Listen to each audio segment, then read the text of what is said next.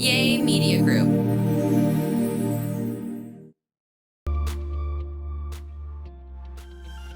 Welcome, everybody, to another episode of This Is Life with Cornelius and Heather. Heather will be joining me soon.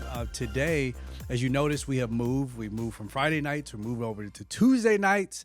And for 2025, we want to be as authentic and as vulnerable as possible. So if you followed us for, I think we're going on like 9 years of our podcast. If you've been with us for 9 years, then you probably have nothing else better to do. And you probably, I'm just playing. Nah, I'm just joshing. And my wife says, she'd be like, babe, don't say that. But that's me. That's her. You get me right now. Let's rock out. But anyway, if you've been with us for this long, hey, we really appreciate you riding out with us. Nevertheless, we're going to move from Fridays, moving over to Tuesdays. And we're going to do Talk About It Tuesday. So every Tuesday, we're going to have a new podcast. It's going to be dropping, and we're going to talk about it. We're going to talk about something. And today, we are talking about our trauma responses. We're talking about why we move on so fast from trauma, like crap that happens. So I don't know if you know it. It's been all over the news, but California, like wildfires. I mean, what the heck? I don't know if you call it wildfires because we're still trying to figure out how these things got started. Like we all have these conspiracy theories, and at some point, the conspiracy theory stops being a conspiracy after a certain amount of time. You know what I mean? But nevertheless, like over the past couple of weeks, it's been absolutely bananas. So here, I'll take you all the way back. So a couple Tuesdays ago, but there was a fire that broke out. Well, before that, it was a fire that broke out in the Palisades, and I mean, right now, there's so many people who are displaced. And here's the crazy thing: even at the time of me recording this podcast right now, the fire's not even out yet. So we're sitting at home, and we understand there's a fire going on. We from our house, we live on top of a mountain. You can kind of see the smoke that is kind of just there. I mean, is growing. You see it's growing. It's absolutely crazy. I'm not used to this stuff. I'm not used to fires. I was born in Mississippi. I'm used to tornadoes. You tell me there's a tornado watch, I'm like, okay, whatever. You tell me there's a tornado warning, I'm like, okay, whatever. Let's move on. I've seen the F4s, I've seen the F5s, I've seen the tornado barreling toward our house, jumped over our house, took our shit all the way back into a pasture all the way down the field.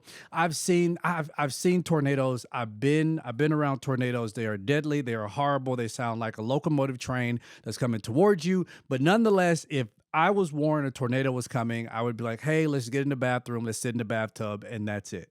Boom. Or you get underneath the table, something like that. But anyway, I don't know fires. I know hurricanes.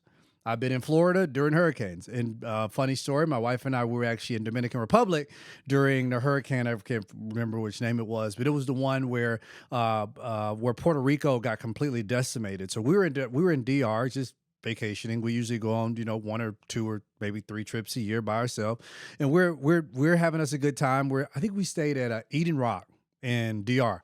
So we're there, and I mean, we have a beautiful casita, and like we have our own pool. And so, they were telling us, hey, a hurricane is coming through, blah, blah, blah, blah, blah. And we're like, okay. So, I mean, you could tell it's starting to rain. So I was like, oh, man, I told Heather, I said, I wonder how it would be if I jumped out in the swimming pool and I just started swimming around like while the hurricane's here. So I did that. I'm in the water. I'm swimming around, having a great time. But I really can't swim. I'm just kind of just paddling around in the water. And I see this tree just straight over my head. I'm like, you know what? I'm about to get up out of here. Thunder and lightning, get out, go inside. The people at the hotel actually came and they brought us sandwiches, and they brought us glass bottles of water, and they brought us like some cookies and some other stuff. It was like this whole lunch box that was supposed to last us for some time, and they were like, hey, pretty much just letting us know you're on your own. We're about to go home. We thank you so much for joining us. Hope you're here when we get back. That's it. Lights may go out. And that whole night, like me and my wife were like, oh my God, like lights are going out. We're trying to figure out what's going on. And I mean, we're just kind of stuck there on an island. But anyway, all that stuff happened, did the hurricane thing, heard the winds. It was completely just horrifying. But taking it up to here, fires, I don't know fires. And then coupled with that, like we have these Santa Ana winds that comes through. And like where I live, again, on top of a mountain, it's like the way these winds just barrel through, like on the side of the house, like where my bed is, it sounds like a freaking train. It sounds like Godzilla and King Kong are having a fight outside. It's just boom, and you just hear like people's trash cans like being hurled around. It's the craziest thing. So anyway, that's taking place. Then we got the fire. So then, we're looking around. We're like, hey, it's over here. And then all of a sudden it's like, oh, it's another fire over here. So now we got two. Oh, there's another fire over here. Oh, we got three. Oh, there's another fire over here. And at this point, we had 0% containment. What because people were like texting us and they're like, hey, how are y'all doing? Are y'all close to the fire? And I'm texting people back like, hey, bruh, which one? Because we got a bunch of them out here. Then all of a sudden my wife's like, oh, there's an app where you can see where the fires are. I download the app. So now my wife and I, it heightens the level of anxiety, right? So now we're on our app. We're trying to figure out where the fires are. And everything seemed to be cool. We're talking with the neighbors. Well, my wife was talking with the neighbors. I had went downstairs. I had maybe some chili. I had come back upstairs. I'm like, I'm getting ready to chill. I wanted to watch the rest of King Kong versus Godzilla because why not? I'm chill, the new King Kong Godzilla movie. So I just wanted to chill. I'm gonna chill. Well, it didn't. Chilling didn't happen. My wife is like, babe, I am nervous about this. I'm nervous. My daughter is crying. She's like, I really don't want to go to sleep. Could y'all just come in and check on me? And I'm trying to reassure everybody in the house, everything's gonna be fine. Then this one fire, I guess it was like in Silmar or any place is close. And this girl's or whomever it is told my wife, like, wherever this new fire just started, this was the fire that once it started in the same exact location, it jumped to 405 and then it jumped this interstate and it came over into where we live, and where your house is exactly where the fire was. And we're like, what the heck? Like what we bruh. So 11:30 at night, my wife and I were packing everything up. At this point, all three of our kids are asleep. We're thinking this is a normal day. You got school tomorrow. Everybody's asleep. So we're packing up everything. We're throwing everything inside of a bag. I'm packing up clothing. My wife is searching all over the house. We're searching for like passports and birth certificates and everything else. She's so great with that. She has it all like put together. We put everything inside of the truck, and it's like now we got to get the kids up. So, I'm waking the kids up. Hey, y'all. Hey, we just about to go on a little trip. Just don't worry about it. Just go on a trip. Yeah, don't worry about it. It's just 11:30 at night and you were asleep and you're in your pajamas, but don't worry about it. We're going on a trip. So we get in our car and we're leaving, and we're seeing like, fire on the side of the road. And we see like the police have certain roads that are blockaded. And we're just like, yo, what the heck is going on? It's like a scene from like a movie about hell. We're like, where the heck, like what the heck is going on? So we drive all the way down to Orange County, and we're like, okay, we just want to get far enough away to be able to, I don't know, whatever is going on, like y'all can figure all this stuff out with the winds and the fires and everything else. So, we stay down there, and it's like every time, like it was so difficult to go to sleep because, you're waking up. Like to every time there was a notification that came on with the little fire app, you're waking up and you're like, is there a new fire? Is there a new situation? Is there a new this? Is there a new that? What's going on here?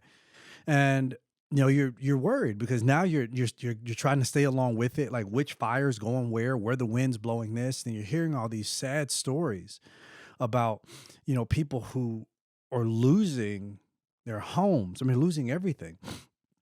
Not only that, but people who are losing their lives, like, loved ones who are having to abandon people they love, or loved ones who are staying in the house with people they love because they have special needs, and are people who just didn't get out, or people who are trying to salvage their home. They're spraying with water hose, and, now this person is found and with a water hose in his hand. And so we're hearing about all these different stories, and we're just like, man, this is heartbreaking. Like, how in the world? Like this is heartbreaking. And you're hearing people who are making these crazy assumptions. They're like, oh, they're in the Palisades, they're in Malibu, they got money, or they live over here and they got money. Like they not poor people. Like LA, this is God's judgment against them. And you're just like, are you complete idiots? Like is this the compassion that you're talking about the church is supposed to have for the people. Like there's it was to the point where it was like this is overwhelming. And so my nervous system is completely shot. Not only, are we away from what we're used to, this is something completely new to us. And then, you know, you still got to cater to your family. We're still trying to make sure the kids have some sense of normalcy. My wife and I are trying to talk in code about, the new fire that just took place, and oh my goodness, Hollywood Hills, and now you got the Sunset Fire, Sun Rod Road Fire, whatever it was, and you got the Kenneth Fire, and we just like, yo, who lighting all these?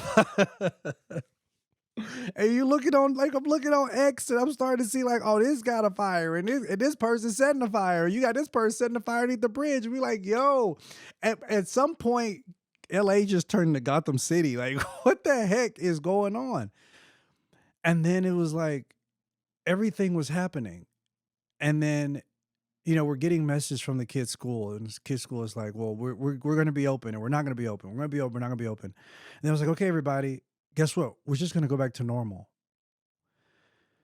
And I remember like looking at Heather, and I was like, hold on, hold on, hold on, hold on, hold on. Like, I get it. If you're a native of LA, completely understand. Like, I have people who are natives who were like, yo, it ain't that bad. Like chill. Like, it's gonna be fine. I don't know this. And I just couldn't live with myself being that person being like, oh, well, I'm just gonna chill out, and then something were to happen, and now I'm living with this regret of, dang, why didn't I do something? Like I'm looking at this map, and I'm in burgundy at this point. I'm even in pink red. I'm in burgundy at this point. Like I'm in this zone that's saying you probably need to leave, bruh. And I don't want to wait until the very last minute where I have to have a police officer or somebody to knock on my door saying to get out, because now I even place them at risk, because now they're having to help me to evacuate to get out of a place where a fire is barreling towards me. So I'm like, yo, I don't get this. And people's just like, yeah, we're just gonna go back to normal. Just go back to normal. Just go back to normal. And it really made me like take a step back and be like, yo, how quickly do we just like do we experience trauma? And then after experiencing it, we just like, oh, that didn't happen. Or, oh yeah, it happened, but it's all right. And we just keep going. We just keep going. I remember after I remember after 9/11. I mean, everybody talks about like where you were after 9/11. I know I was still in high school in Riverdale, Georgia, Clayco, but I was Riverdale, Georgia. I was in agriculture class, Miss Stearns, But I'm in agriculture class. I never forget, hearing like there's a plane that hit the building. I didn't see it in class. And then my teacher's like, turn the TV on. We turn the TV on, and then we're watching the tower like on fire, and we're just like, what the heck is going on? Then all of a sudden we see the second plane, boom, hit it, and I'll be like, what the heck is this? Like, whoa. And then all of a sudden you see the towers just barreling down, and you just like, what's going on? And you're starting to see these pictures of these people who are covered in ash, and you're seeing people like firefighters, police officers pushing people away. And then, we get this warning. This like, I don't know if this happened for anybody else, but it was like, hey, there are other cities that might be on the list. And it's like, they start going over cities, and like, it could be major cities like Atlanta. And I'm like, bro, I live in South Atlanta. Like, like how close, because Atlanta kind of big. So how close in Atlanta we talking? It's like you said, it was going to be LA. What part of LA? Because I'm in LA, I'm just trying to figure out what part. But I remember seeing that. And then it's like, it was like, we endured that. At least I can talk to millennials here. Like, we endured that. And then it was like, I was just going to go about our lives. It happened. Put up a memorial, and just, it happened. Or even like those things that happen in our life personally. Big mama passes away, or grandpa dies, or the divorce happens, or, and that's a big thing that happens, especially around the holidays, where you begin to feel those things.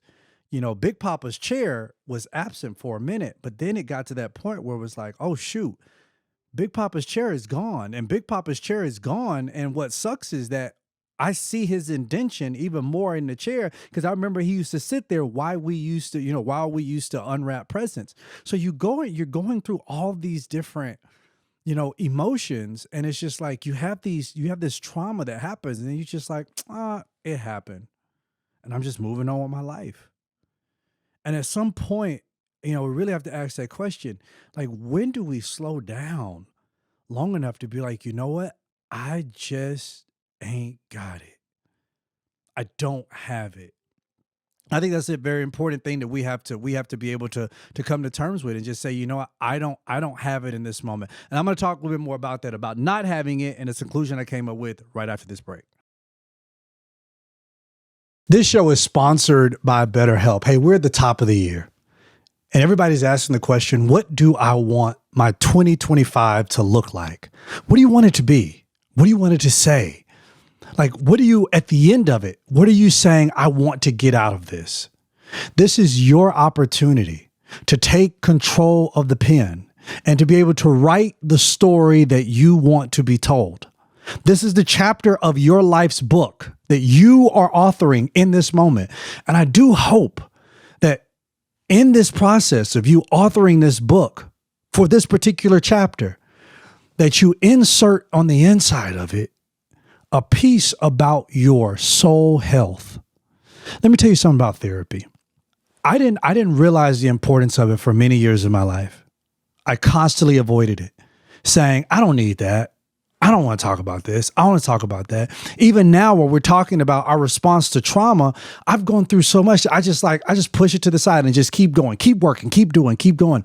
And then I finally got to therapy, and therapists would say, you need to stop. You need to slow down. You need to think. That is what BetterHelp became for me and my wife.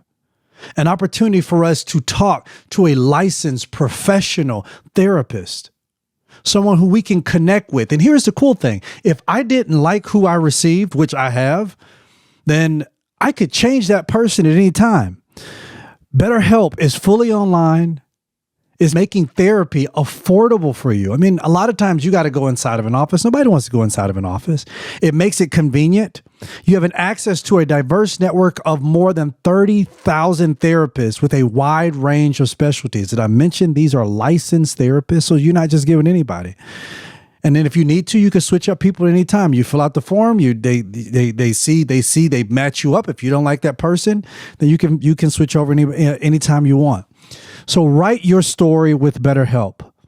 Visit BetterHelp.com/Lindsay's today to get 10% off your first month. That's BetterHelp, HELP.com/Lindsay's, LINDSEYS. Don't delay. Do it today. Do it right now. Pause this. Do this right now. Go to BetterHelp, HELP.com/Lindsay's, LINDSEYS. All right. So, so just looking at this, really recognizing, I don't have this to give.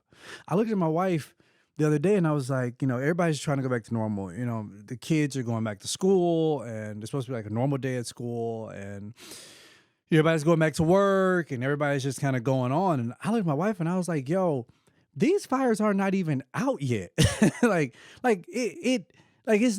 not out. People don't have lights, and people don't have water. People are out because the wind. I mean, even the wind by itself, a lot of people don't have lights and don't have water. And it's like, yo, we're just trying to just go back to what is considered normal, to the point of realizing that normal is an illusion, because you have an idea of what is normal. But the problem is that this idea of normal is not really real. And we're trying to go back to something because we don't take enough time to really take a step back and really say, yo, I need a minute. I need a minute. I looked at my wife and I said, I need a minute, because by all means, my nervous system is shot. Because not only did I get to a point where I was like, yo, are we going to be okay? Then I thought, okay, is our stuff going to be okay? And if our stuff isn't okay, now I'm going through my head like, okay, so what do we do? Like, now we're going through, do we have the insurance over here? And then how much is the insurance over here? Because how much they're gonna cover over here, and how much you're gonna get over here, and do we have this over here? I'm leaving. I'm like, okay, do I take the gas powered truck, or do I take the solar powered truck? So if I take the gas powered truck, that may be better because I may have gas. But what if everybody needs to get gas and they run out of gas? If I take the electric truck, and I can take the electric truck, but what if the whole panel goes down? What if they turn the panels off? Now can't nobody get nowhere. We ain't got no gas. We ain't got no electricity. Like I can't. This ain't a taco truck. I can't plug it into the wall and be like, oh, we got it going. Unplug the PS5 and plug up the truck. Like, yo, I was like, yo, this like my nervous system is shocked, and we're just trying to just go back. I told my wife, I said, I don't have it today. I don't have it today. In the past would have been like, you know what? Nah, let's just soldier through it. Let's just keep going. And I hear people like and I have to. I don't want to just say I hear people. I want to be honest in saying that I've said this so many times. Like, I tell people, well, you just got to keep going. And there's so much truth in that. Yes, you do just have to keep going. You got to keep going. I get it. You got to keep going. You got to put one step in front of the other. I get that. I get that. I get that. But as Ecclesiastes teaches us, there is a season and a time for everything under the sun. And the season says it's time to keep going. Then there's a time that says you need to sit your black behind down because you ain't got it. You don't have it to give.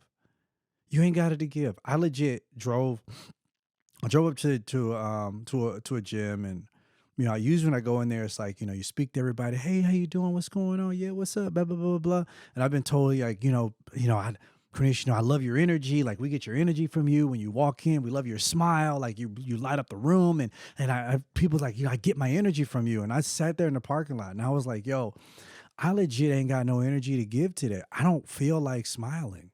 I don't feel like smiling. I don't feel like talking. I don't feel like catching up. I don't feel like talking about where I've been. I don't feel like this. I called my wife and I said, I don't have it to give. And she was like, well, go to the other gym. Just go down the street. And I was like, you know what? Right. I mean, that's why I got multiple gym memberships. I go down the street, go to the gym. I put my headphones on. I go here, put my headphones on. I don't talk to nobody. Just go in there, do my workout, boom, boom, boom, boom, boom. And I'm out. I remember just leaving that place. I remember sitting there in the truck like, yo, like, this is crazy. Like, we're not even taking time to stop. And I get it. I don't want to be insensitive to the point of those individuals who say, well, you got that opportunity to do that. You got the privilege to do that. Because some people are saying you may not have that same level of privilege to be able to say, well, I'm going to just take a break. And I get that. I understand that completely. What I am saying is, within whatever means you have, to be able to step back for a moment and to be able to pause and reflect and Sabbath, I'm saying with everything in me to take that time for yourself. I get it. Our society is constantly moving. I mean, the stock market is going to be open again tomorrow. I remember somebody was telling me. I mean, I didn't read this anywhere. Correct me if I'm wrong, but the United Healthcare CEO who got shot. I mean, they had the shareholders meeting that he was going to. They still had that shareholders meeting. His position was probably posted before they put him in the ground. So it's like everything is going to just keep going. It has to keep going. I get it. It has to keep going. It has to keep moving. It just has to keep going. And so the next time you begin to think like, yo, well, what my job going to do without me? Rest assured, they already got a plan of what they're going to do without you. But like, think about your family. Think about your own health. That's the reason why, we get into certain relationships now. We get into certain situations now. And we're starting to ask ourselves the question, like, yo, where did this come from? Like you in this relationship with somebody, and this person says something to you, out of the side of their mouth, then all of a sudden, what do? You like, yo, like now you get mad. You got this rage that just hits you, and you have no idea where this came from. I'm telling you, this is a response from something that you haven't dealt with.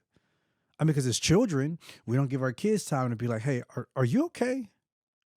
Are you okay? Because you know what do we say? They're kids. They're resilient, which is true. But they're also human. You okay? You good? No, I'm not good. You want to talk about it, or what do you do? What do you need in this moment? I need some sleep. All right, you get some sleep. You're not going to school today. Or even for you, like if you have that opportunity, be like, you know what? I don't have it to give today. I recognize that people probably need me, but you know what? In this moment, I need me because I ain't got it to give. Our response to trauma is like, well, Big Mama dead. We put in the ground. We got to go to work tomorrow. And it's like, man, you didn't even take time to grieve Big Mama. You didn't take time to really just, you know, even think. In fact, you didn't even get to the point, like in the grieving process, you didn't even get past denial. You watch Big Mama get put in the ground, and in the back of your head, you still can't believe she gone. You still Big Mama ain't no way Big Mama gone. Big Mama gone, baby. But see, you still dealing with it. Like you're not even responding to the trauma. You're not even grieving it. So it's like you're not even going to that point of like this just didn't happen. And then going from denial to anger. Like, man, this did happen. And now you get angry. And now we're seeing like people are going through the grieving process here in LA. People are going through it. And now a lot of people are at the angry portion where you got lawsuits coming out now where they're suing the water company. They're suing the power company. They're suing this. Californians have to pay out a lot, when it's all said and done. But they're suing different people because they're angry. And when you're angry, you got to find somebody to blame. And there's a lot of blame to go around. But you get angry. And people are going through that grieving process right now, but they're having to go through the process while they continue forward. I mean, people who lost their houses, people who lost their cars. A number of people who I talked to was like, Cornelius, I had 2 minutes to evacuate my house. I had 2 minutes. And I grabbed what I could and I left. And I got back and there's nothing there. I don't know what I want to do. I have a mortgage on my house. The money I get back from the insurance company, it probably ain't gonna be enough to cover my house. And Cornelius like, I don't have enough to rebuild. So people are telling me just get ready to rebuild. Rebuild with what? I lost my cars. The only thing I got is just the clothes on my back. And I get even the people who, like me during that time, it was like, yo, I kept thinking to myself, like, yo, this really puts life in perspective.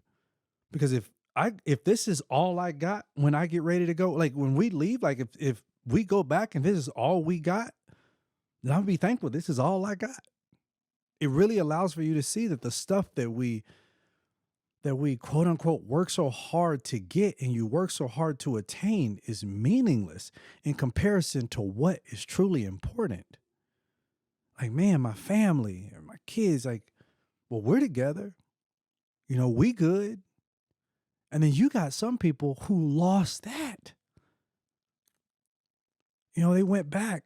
I mean, I heard these stories from people like in Altadena, which such rich Black American history, who go back and is like, yeah, like my grandma, she didn't make it out. She said she was staying at home and she did. And she died in that home. Or if you hear these stories and it's like, this is traumatic. And you got some people who are arguing about it. You got some people who are playing the blame game about it. You got some people who are angry about it. Some people in complete denial about it. But you got people who are literally going through it. And at no time, at no point do we just take a break and just say, you know what? We need to breathe. I mean, I would even go as far as saying like, yo, we just like November, like I don't know if y'all realize it, but like a presidential a presidential contest in America is a very traumatic experience for a lot of people. I don't care which side of the aisle you're on. I don't care who your preferred candidate is. It is a very traumatic experience. Whether your candidate wins or loses, it is still a very traumatic experience. And I feel like the way that we deal with trauma is just so disturbing because we really don't deal with it. We just push it down, we ignore it, and we just get rid of it. And it's just, or we think we get rid of it. We just kind of keep going.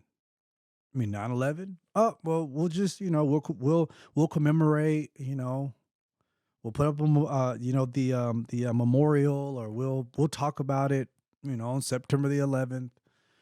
But, there's still people who are reeling from the people who died in those buildings, who died in the plane crashes.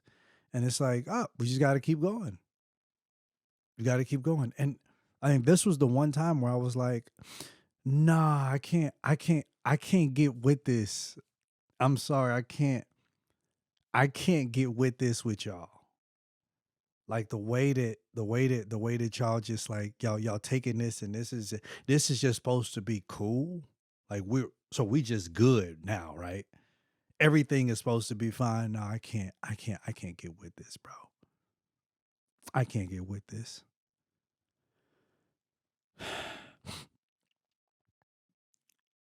One of the most important gifts that God gave us was the gift of Sabbath.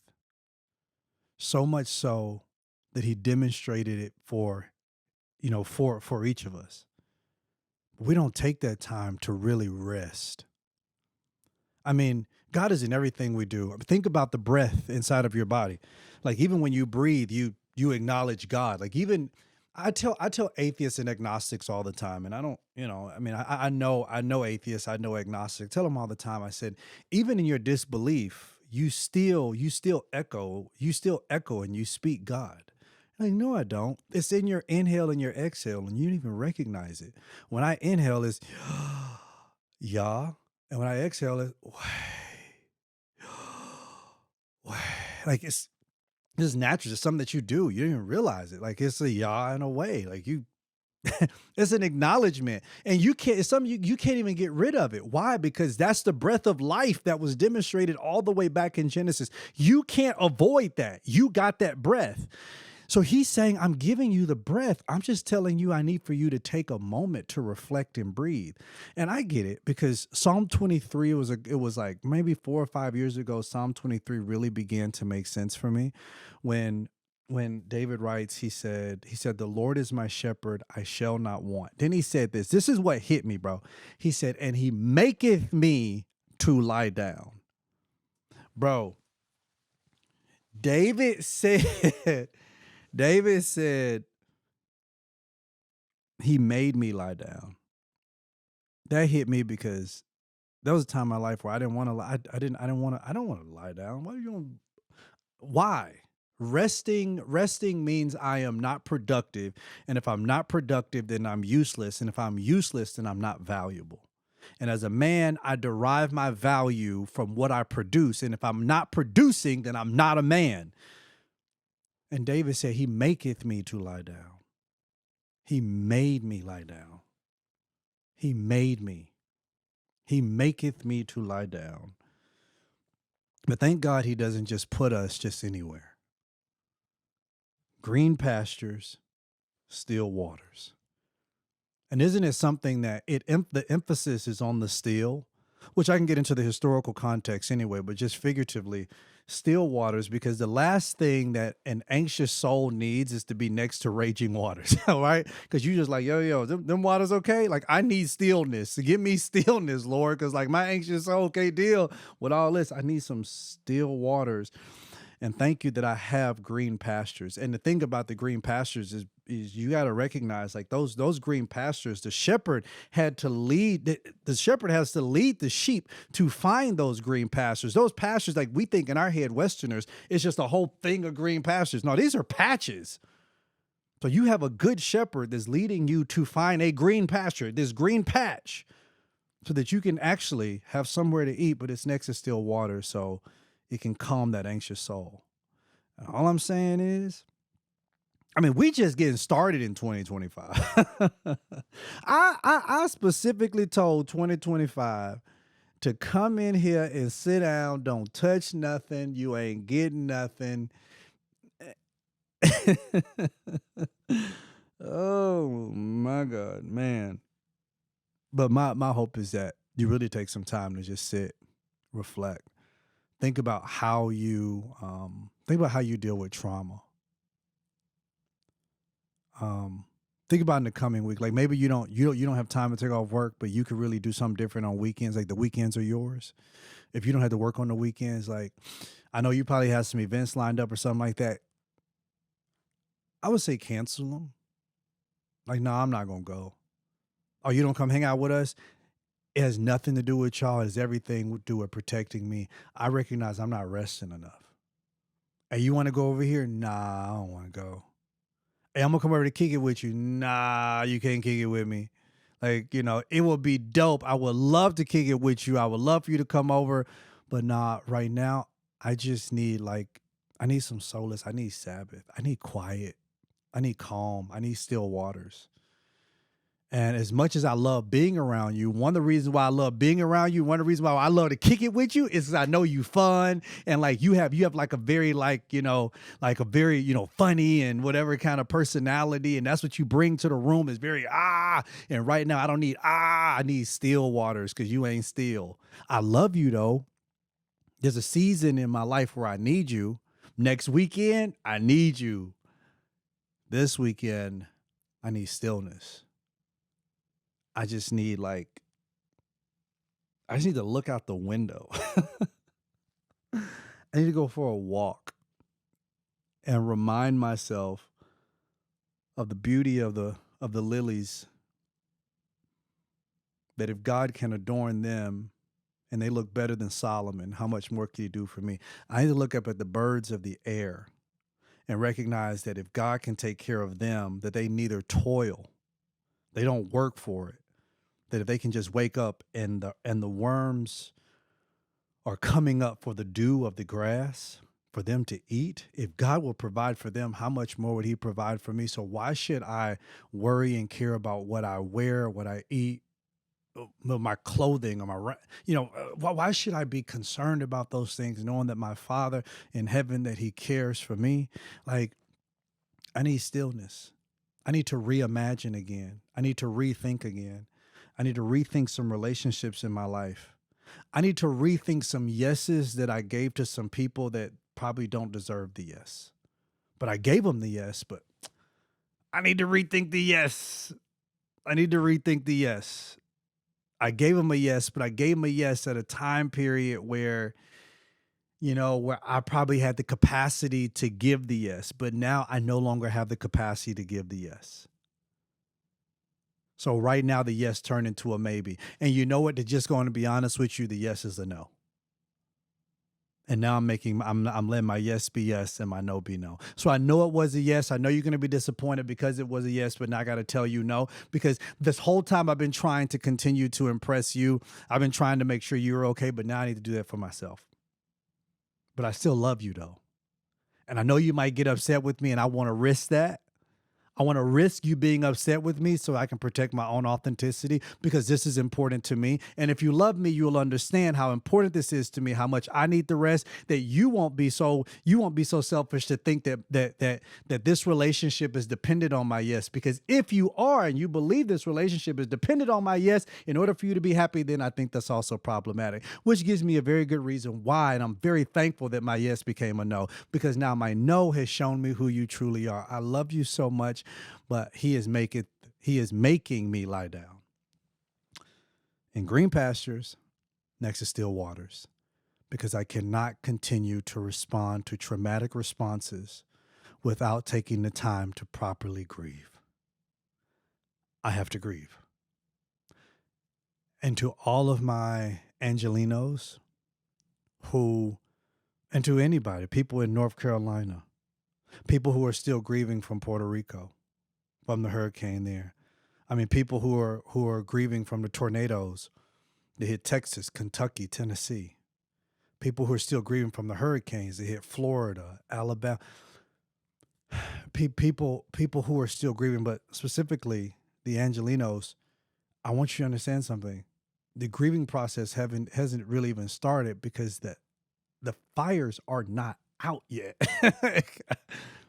They're not out yet. Like and then they talking about an earthquake. I'm like, bruh, like what?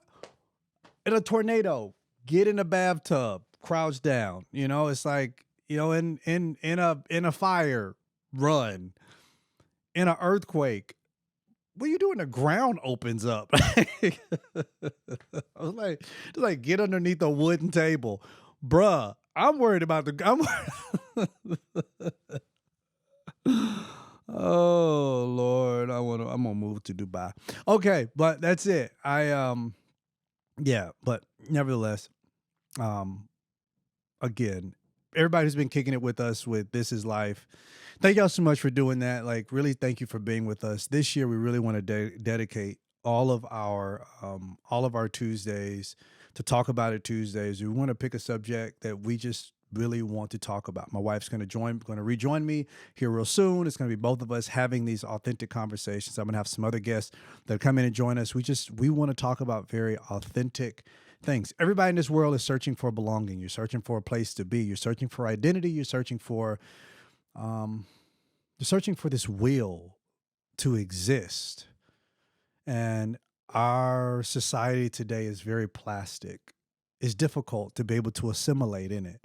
It's difficult to make real lasting relationships. I know a lot of people who go to church not because they want to hear the word or not because they want to hear the praise and worship. They go because they want to create community, and then they get upset because their heart gets sick because they were hoping to create community inside of a place that talked about community.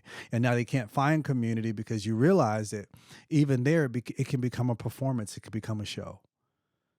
And at some point, you get to a point in your life where you no longer desire the show. You no longer desire the performance. You just desire real authenticity, vulnerability, and just belonging. And while I am not with you wherever you are to create that, I do hope to Talk About It Tuesdays with Life with the Lindsays, with This Is Life with the Lindsays, that it becomes a safe place for you to just listen, to hear, to respond, and say, I belong here. So I love you. Thank you. Thank you for rocking with us. We'll see you next Tuesday with another episode. Introduces. I'm out.